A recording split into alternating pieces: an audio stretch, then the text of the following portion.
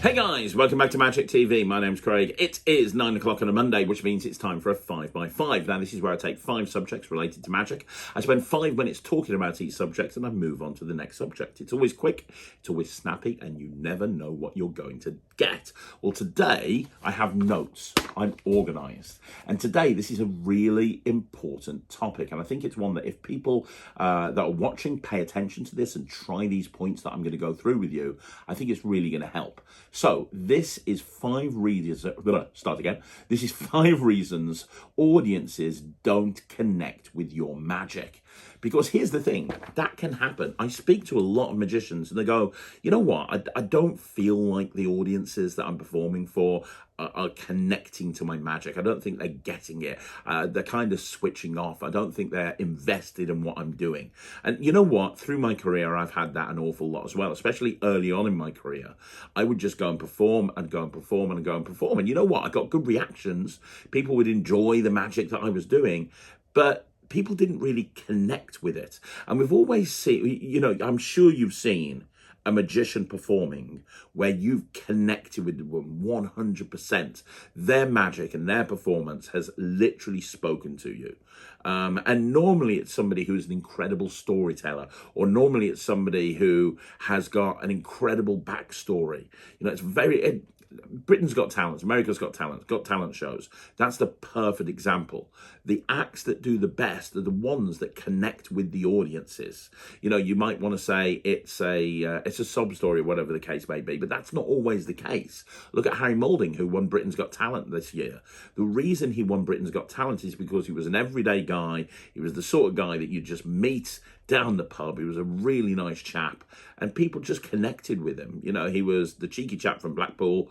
People connected with him, and that's why he won Britain's Got Talent. Look at Cillian O'Connor from a couple of years ago. Why did he get through to the final and come second or third? The reason is because people resonated with his story. People resonated. It wasn't just a kid going out and doing magic. It was a kid that was sharing his passion that had helped him go from a kind of a withdrawn child who had autism to somebody who still has autism, but now that's his superpower, and he's used magic to really kind of blossom, right? You connect with that story a lot more. So this is going to be a list of 5 things that you can do to help you connect with your audiences more and help your magic connect with your audiences.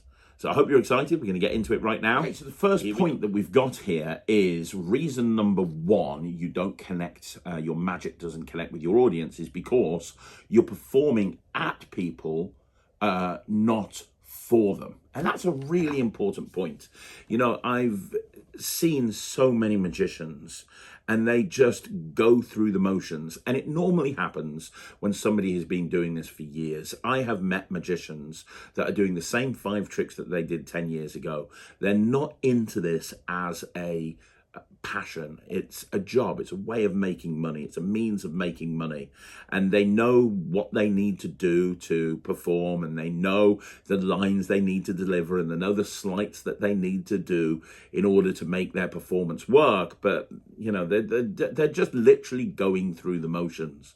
People like that are never going to connect with their audience. You know, my ex-business partner is a guy called Russell Leeds, and him and I set up Slightly Unusual together. He no longer is in magic.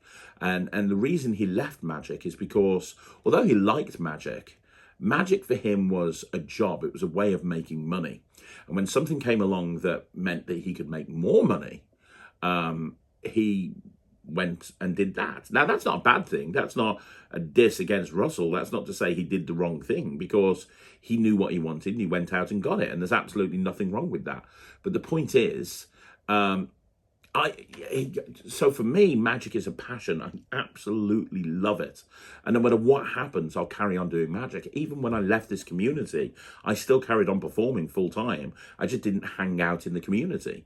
I don't think anything would ever stop me from doing magic. If I retired today, if I stopped my business, if I just hung up my magic wand today, I would still take every opportunity I could to perform, because I love performing. I love doing magic. I love every aspect of it.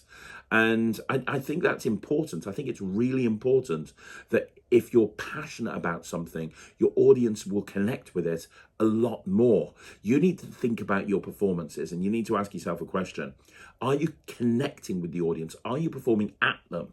Or are you involving them in the performance? You know, sometimes we call this being interactive.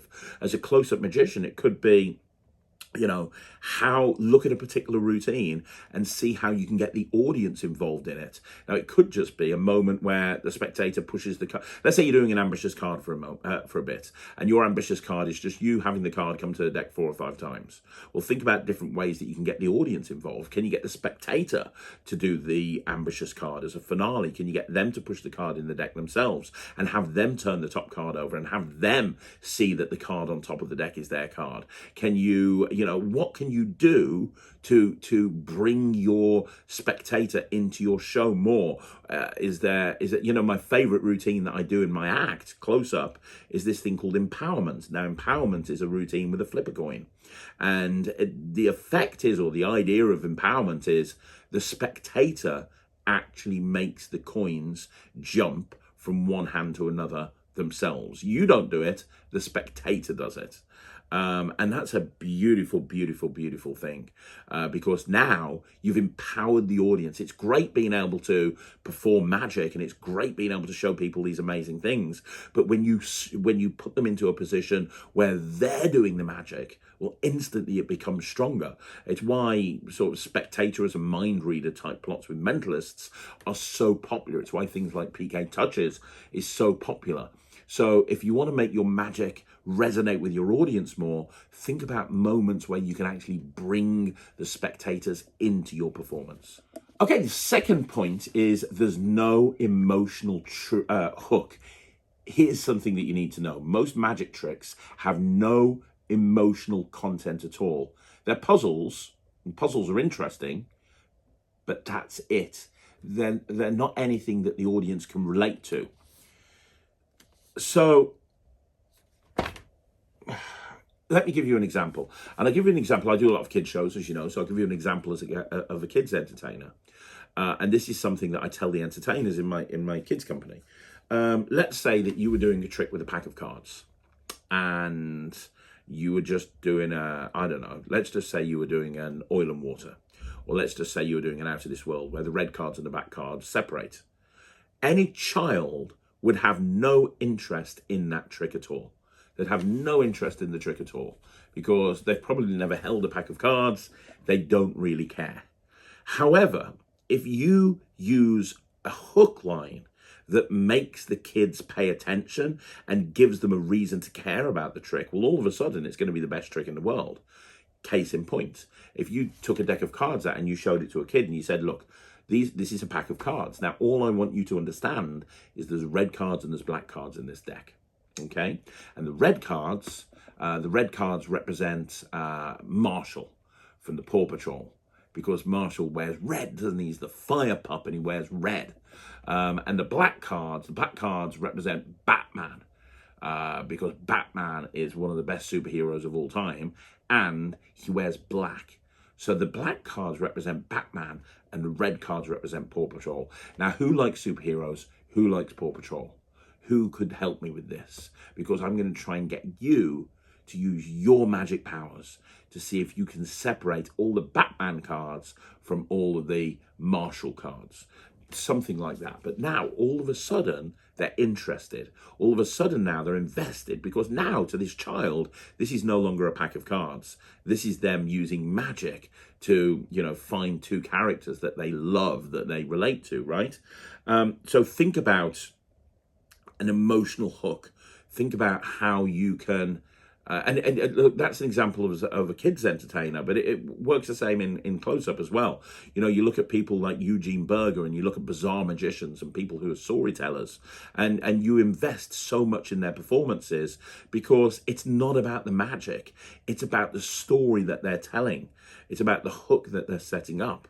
So I'm currently helping Thea put a solo show together, and we're currently putting all of the magic together, and she's going to do this coin routine in her show, okay? And I said, Thea, you're a 10-year-old girl. So any trick that you do has to be about the stuff that you love. It has to be about stuff that you find interesting. It's not about the magic. It's about what the magic relates to.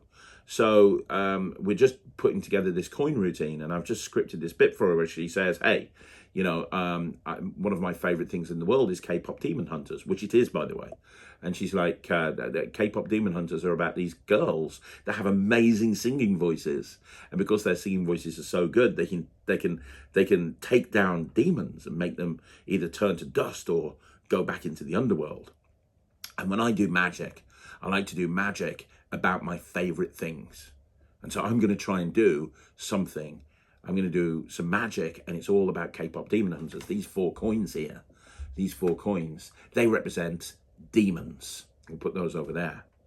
And this glass over here, this represents the underworld, and that's where they have to end up.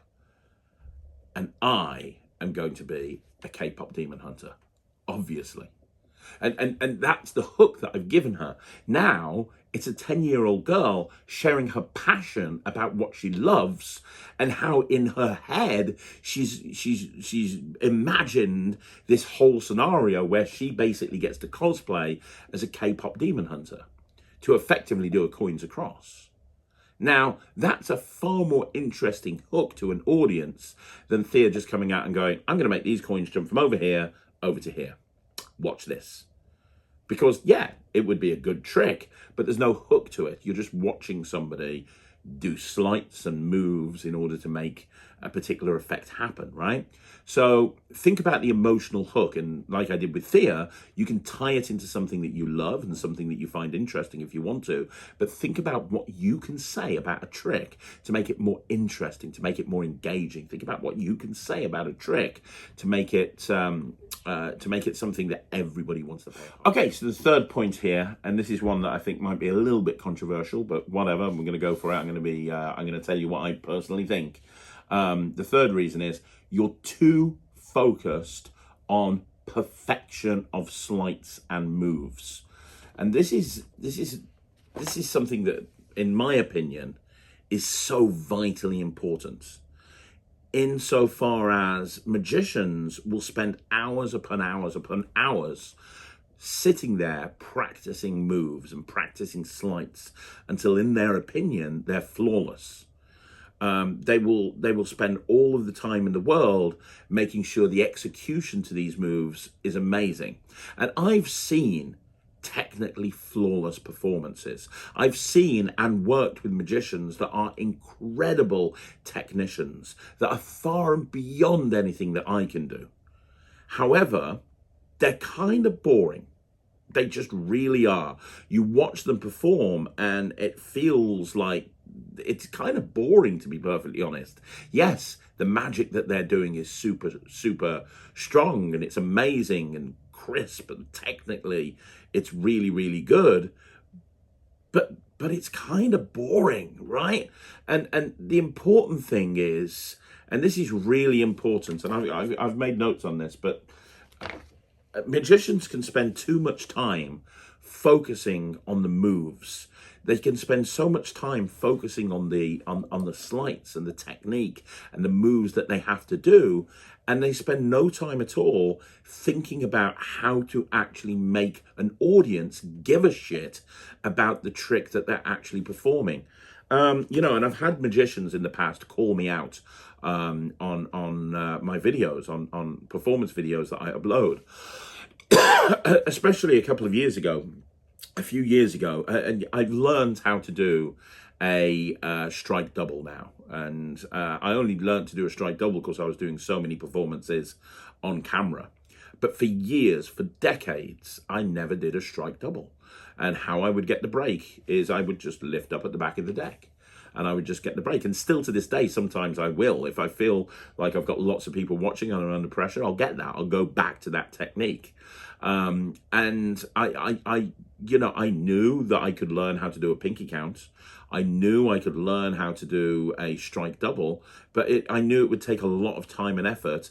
And I was more focused on other things. I was more focused about trying to make my performances engaging and funny, trying to learn how to actually deliver lines that made people laugh, because I knew I wanted to be a comedy magician. And I had people on Magic TV in the early days say, Craig's the worst magician in the world. He can't perform for toffee. You see him lifting up 2 cards at the back of the deck to get a double lift. And yeah, I do. Yeah, absolutely 100%. But the bottom line is, I've had a very successful career for 30 years. And people book me over and over again. And people book my company over and over again, which has been built on the back of me. No, I'm not the greatest technician in the world. And there's times, where, I'm going to do something and it's not going to look too great. But the bottom line is my audiences absolutely love my performances. And those people that called me out on the internet, I don't think they got the point. And the point is, you don't have to be the greatest technician to be a successful magician, because there's so many other things that you need to think about. Look at Danny D'Ortiz. Now, he's an incredible technician, but his magic is very chaotic, right? It's all over the place. If you're a layperson watching a performance from Danny, it looks like he hasn't got a clue what he's doing. It looks like it's all chaotic and it's all over the place, but damn, is it entertaining. And I think that's the most important thing. I think the most important thing is you need to focus less on technique and you need to focus more on making your performance entertaining and engaging. It's why I say to people, go to theatre school, go to improv classes, go to comedy classes, go to all of these places and learn how to actually perform. Because that's going to be as important, if more important, than than any sleight that you could learn. Did I make any notes on this? Stop treating magic like a surgery. Rehearse until you're competent, but once you've got it, let it go. Perform with energy, with joy, with flow. If something goes slightly wrong, laugh, acknowledge it, use it. Audiences fall in love with your performance, not with the moves that you're actually using to create that performance. I think that's a really important point that's worth understanding. So reason number 4 is you're yet to define your character, and that is so important. Understanding the character that you are on stage is more important than anything else. And whenever I talk about character on this channel, I refer to people like Piff the Magic Dragon. I refer to people like Tom Crosby. Tom Crosby is a perfect example. He is the performing nerd. He knows what magic he should do because he understands his character. When he understands his character, his audience is going to understand his character as well. They're going to get exactly who he is, and they're going to be able to invest in him more. Right? But it's not just, Tom and Piff are 2 examples of very outlandish examples insofar that they've kind of really gone in one direction. Look at Piff, for example. He walks around in a dragon suit, right? But you don't have to do that if you don't want to. But what you do have to do is you need to be aware of your character so that your audience can be aware of your character as well. And the perfect example is David Williamson. Within a couple of minutes of watching him that he's chaotic, he's crazy. You can see that he's, this ball of energy, and you don't know what he's going to do next. You're fairly confident he doesn't know what he's going to do next, right? That's his character, and once you've bought into that, it makes his performances even more interesting. Look at Greg Wilson. He's kind of like the charming cheat. He's going to con you, and he's going to do so with a smile on his face, and he's going to be very open about conning you, right? All of these performers have one thing in common. They know who they are. They know their character, and because they know their character, it's very easy for the audience to relate to who they are and buy into their act, right? I see a lot of close-up magicians. especially wedding magicians over here in the UK. And honestly, it's like there's a big fucking machine where it's like create a magician, and you press wedding magician, and boop, a performer pops out, and they look exactly the same. They're in the same suits. They're carrying probably an Omni deck and a chop cup, a Sharpie, a pack of cards, and they're going to do exactly the same tricks as everyone else. There's no variation. And I mean, from a marketing point of view, that's terrible, because why would somebody pick somebody like that over someone else? From a marketing point of view, it's terrible. But aside from that, away from that, it's not great, because there's nothing that makes you special, and there's nothing that when you perform, the audience can attach themselves to. You are just wedding magician number 376, wedding magician. You don't, how many times have you spoke to a magician, and how many times have you spoke to a layperson and at a gig or whatever, or a performance, and they've said, oh, I really like magic. I saw a magician before at my friend's wedding. It was really good. Oh, what's his name? I can't remember. Do you think that would ever be the case with somebody like Piff the Magic Dragon? Oh, I saw a magician at my sister's wedding. What was his name? Oh, he was wearing a big dragon suit, and he pretended he was a magical dragon. His name was Piff. You need to make yourself memorable. And that's great marketing advice right there, that you need to make yourself memorable, but you need to make your act relatable. And the way that you make your act relatable is by completely understanding your character, and making sure that the audience understand your character from the first couple of seconds that you walk on stage. So rather than just practicing trick after trick after trick and move after move after move, make your character more interesting. Okay, the final point, and I've got it here, the final point, reason number 5, you're not sharing the excitement of being a magician. Look, this one is really, really important, and it really is important. If you're excited about something, and this goes back to sales 101, really, to be perfectly honest. When I first started learning how to do sales, the guy that taught me how to do sales, it was a guy called Adam, and his brother Sevi. When these guys taught me how to do sales, they turned around to me and said, the single most important thing is that you're excited about what it is that you're selling. Because if you're not excited about it, then the prospect, the person you're pitching isn't going to be excited as well. They will buy into your excitement, right? So if you're selling, for example, let's say you're going door to door, because my background experience was door to door. Let's say you're going door to door and you're selling, I don't know, hamburgers, which is ridiculous, but whatever. Let's say you're hamburgers. If you go knock on someone's door and you go, hey, I just want to speak to you about hamburgers. These are really great hamburgers. Everyone loves them. They really are the best hamburgers. You'll never find hamburgers better than this. You might be saying the right things, you might be using the right techniques, but if there's no passion, if there's no excitement behind what you're saying, no one's going to buy into buying those hamburgers. Now, if you go and knock on the door and you go, hey, look, nothing serious, my name's Craig, I just want to speak to you about these hamburgers. I've got to tell you, these are the best hamburgers the world has ever seen. I have them every single night. You can probably tell, look at me, but I just love these things. They taste amazing. You can take every hamburger that you've ever eaten, ever, in the entire history of hamburgers, and they will not come close to how amazing this hamburger is. If you're excited in it, if you believe in the product, then the audience, not the audience, that the sales prospect will believe in it as well. And that's when you turn a prospect into a customer, right?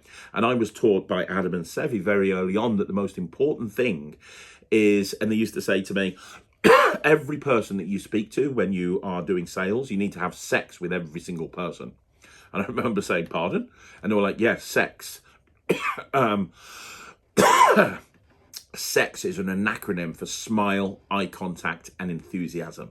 You got to smile, because if you're smiling when you're speaking to people, they're naturally, automatically going to smile back. A smile is infectious. And if I'm talking to you and I'm smiling as I'm talking to you, then things become a little bit more excited about anything that you're saying, right? Eye contact, because you become more trustworthy when you've got eye contact with person. If people are looking away and talking to you, then you don't become trustworthy. And then the X stands for excitement. You've got to be excited, because if you're excited, the audience will be excited as well. Well, it's the same thing with magic. When you're performing on stage or you're performing in a close-up environment, you've got to have sex with every single person that you speak to. You've got to have the smile. When you walk up to people, hey, my name's Craig, I'm the magician here at the event. It's nothing to, I've just come along to come and do some magic for you. You look very excited about this, yeah.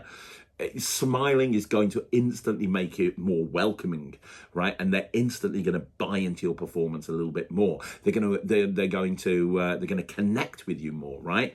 Eye contact, because then you become more trustworthy. And then excitement. I'm going to show you something. I'm going to show you a coin trick, but I've got to tell you, this is the greatest coin trick that you've ever seen. Now, you might have seen coins tricks before, but I guarantee you've never seen a coin trick like this. You've got to get excited about what it is that you're doing.